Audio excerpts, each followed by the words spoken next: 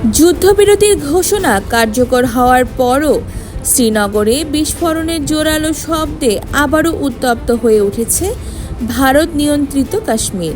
পরিস্থিতি এখনও থমথমে। প্রশ্ন উঠেছে, ভারত ও পাকিস্তানের মধ্যে সদ্য হওয়া যুদ্ধবিরতি কি তাহলে ভেস্তে যাচ্ছে? শনিবার রাতে নয়াদিল্লিতে ভারতের পররাষ্ট্র সচিব বিক্রম মিশ্রি এক সংবাদ সম্মেলনে অভিযোগ করেন, পাকিস্তান বারবার যুদ্ধবিরতির শর্ত লঙ্ঘন করছে। আমাদের বাহিনী যথাযথ জবাব দিচ্ছে। বিপরীতে পাকিস্তানও দায় চাপিয়েছে ভারতের ওপর।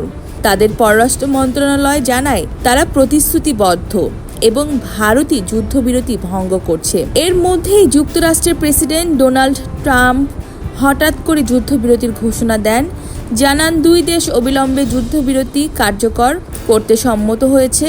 তার ভাষায়, শান্তি স্থাপনে 30টির বেশি দেশ পর্দার আড়ালে সহযোগিতা করছে। এই ঘোষণাকে স্বাগত জানায় দুই দেশের সীমান্ত প্রশাসন, রাজনীতিবিদ এবং সাধারণ মানুষ।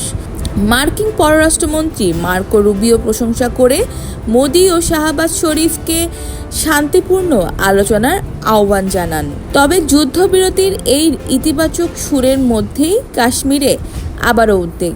বিস্ফোরণের শব্দ ছড়িয়েছে শ্রীনগর শহরে।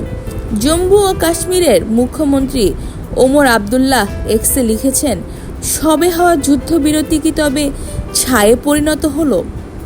দুই দেশের মধ্যে উত্তেজনা অনেকটা থিতিয়ে আসার পথে থাকলেও বাস্তবতার মাটিতে আবারও ধোঁয়া দেখা যাচ্ছে। এই বিস্ফোরণ কি নতুন সংঘাতের ইঙ্গিত, নাকি অস্থিতিশীলতার আরেক ধাপ? বিশ্ববাসী এখন তাকিয়ে ভারত পাকিস্তানের পরবর্তী পদক্ষেপের দিকে। শান্তির আশায় যে আলো জ্বলেছিল সেটা নিভে যাবে নাকি আরও উজ্জ্বল হবে, তা সময়ই বলে দেবে।